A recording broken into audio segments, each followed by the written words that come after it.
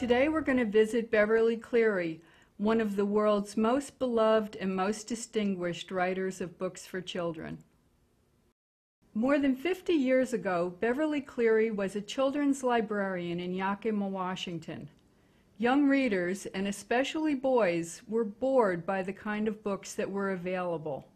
They kept asking Mrs. Cleary for books about children, quote, just like us.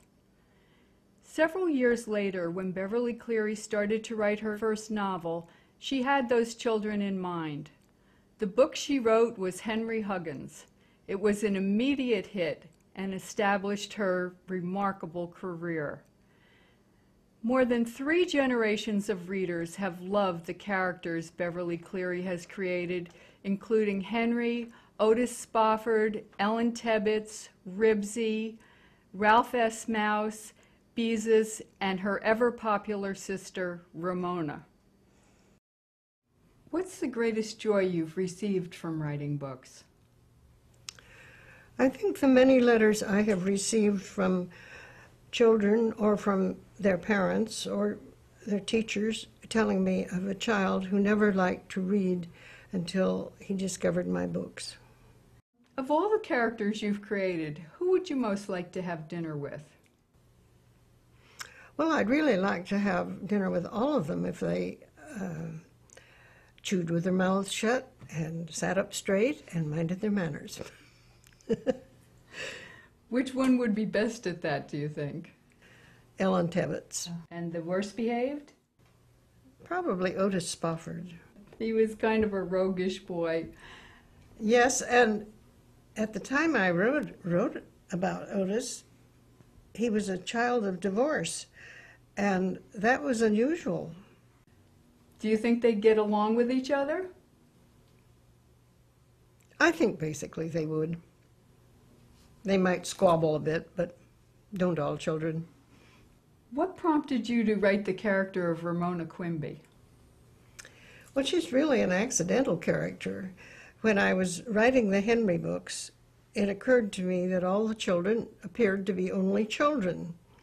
So I tossed in a little sister, and at the moment I needed a name, a neighbor called out Ramona to another neighbor, and so I just named her Ramona. The actual Ramona that I think might have inspired me was a little girl who lived near us, she was considered rather impossible, and I have a vivid memory of her coming home from the grocery store. In those days, children could be sent to the store. And she had a pound of butter, which she had opened, and she was just eating the pound of butter. And somehow that little girl became Ramona, although Ramona never ate a pound of butter. Beatrice Quimby's biggest problem was her little sister Ramona.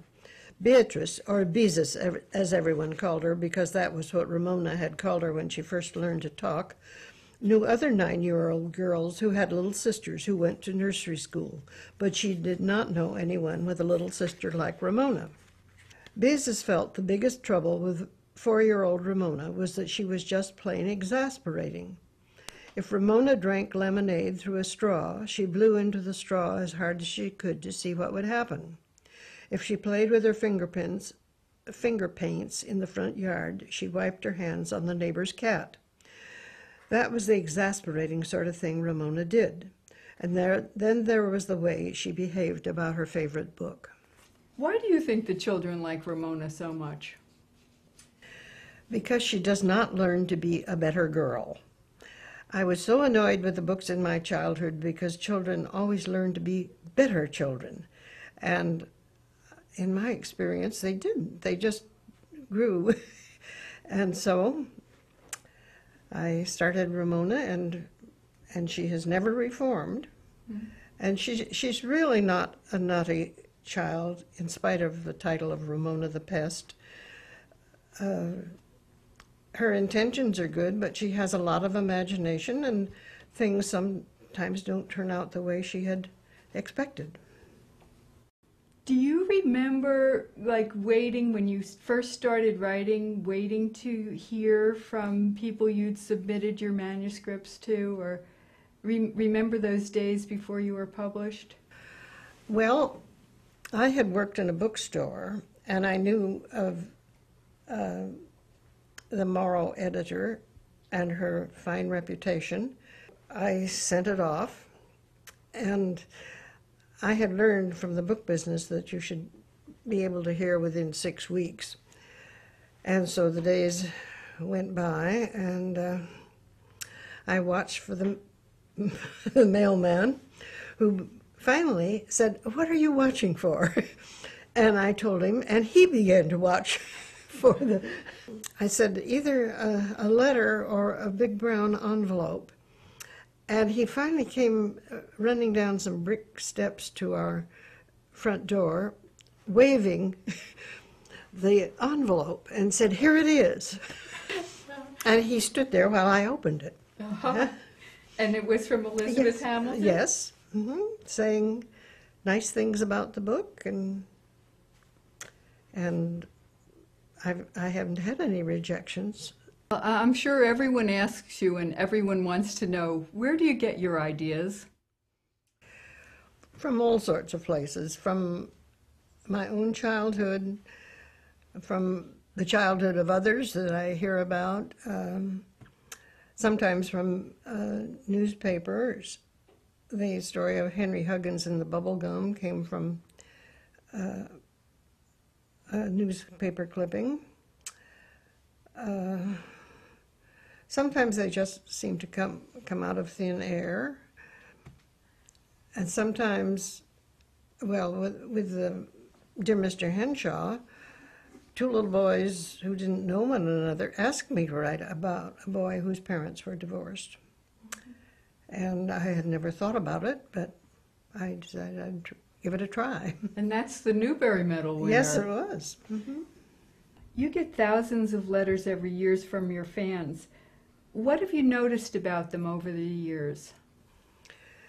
Well, I think the emotions of children don't change. Their life situations change, but inside they're just like they always were. They want a home, they want parents that love them, they want friends, they like teachers that they like. and I think that's rather universal. Are there any particular characters that they write about more than others? Well, they write mostly about Ramona and Dear Mr. Henshaw. Are any of your characters modeled after your own children? Mitch and Amy is modeled after my own children, but I found it difficult to write when the characters were running around the house, and so I didn't write any more about them. Did you start to set aside a certain time every day to write? Yes, I did. When I first started writing, I would start after breakfast.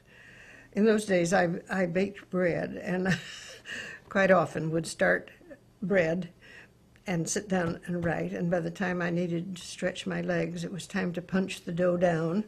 And so I'd take a break and then go back to writing and write till lunchtime or until I was tired. You know, there's going to be a National Drop Everything and Read Day on your birthday, April 12th of this year. What do you hope will happen on that day? Well, I was very honored to learn about it, and I've always thought that Drop Everything and Read was a great idea. When I was in grammar school, I sometimes felt that school didn't want us to read because there were long questions after everything we read, and or we had to write book reviews and give the theme of a book. That was the question I hated the most. What is the theme of this book? I just wanted to read a book and enjoy it. And I think that's what children should do.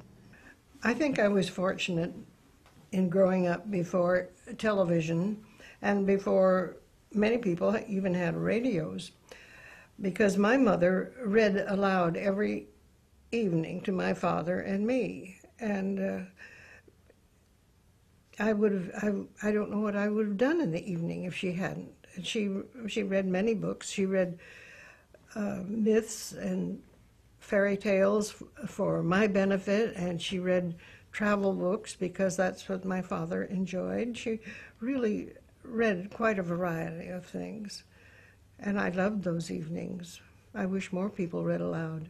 What do you hope that people will get out of National Drop Everything and Read Day? That they enjoyed it so much that it will be more than just a day. There were good parts of third grade, Ramona decided. She enjoyed riding the bus to school, and she enjoyed keeping Yard Ape from getting the best of her. Then another good part of the third grade began the second week of school.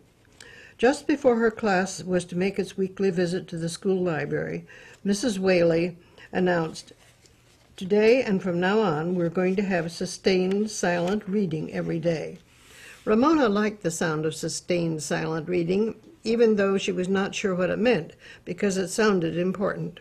Mrs. Whaley continued, "This means that every day after lunch we're going to sit at our desks and read silently to ourselves any book we choose from the library." "Even mysteries?" somebody asked. "Even mysteries," said Mrs. Whaley. "Do we have to give book reports on what we read?" asked one suspicious member of the class. "No book reports on your sustained silent reading books," Mrs. Whaley promised. Then she went on, "I don't think sustained silent reading sounds very interesting, so I think we will call it something else." Here she printed 4 letters on the blackboard, and as she pointed out, she read D-E-A-R. Can anyone guess what these letters stand for? The class thought and thought. "Do everything all right," suggested someone. A good thought, but not the right answer. "Don't eat a reader," suggested Yard Ape. Mrs. Whaley laughed and told him to try again. As Ramona thought, she stared out the window at the blue sky, the treetops, and in the distance the snow-capped peak of Mount Hood, looking like a giant licked ice cream cone. R could stand for run, A for and. Drop everything and run," Ramona burst out. Mrs. Whaley, who was not the sort of teacher who expected everyone to raise a hand before speaking, laughed and said, "All right, Ramona, have you forgotten we are talking about reading?" "Drop everything and read," chorused the rest of the class. Ramona felt silly. She should have thought of that herself. I developed my love of reading because my mother always saw to it that I had books, and she read a lot. And then when I went to school, I disliked reading, and it wasn't until the third grade that I picked up a copy of The Dutch Twins by Lucy Fitch Perkins, planning to look at the pictures. And I discovered that I was reading and enjoying what I read. And I kept on reading. It was a dull, rainy day, and it really was wonderful. It was a turning point in my life.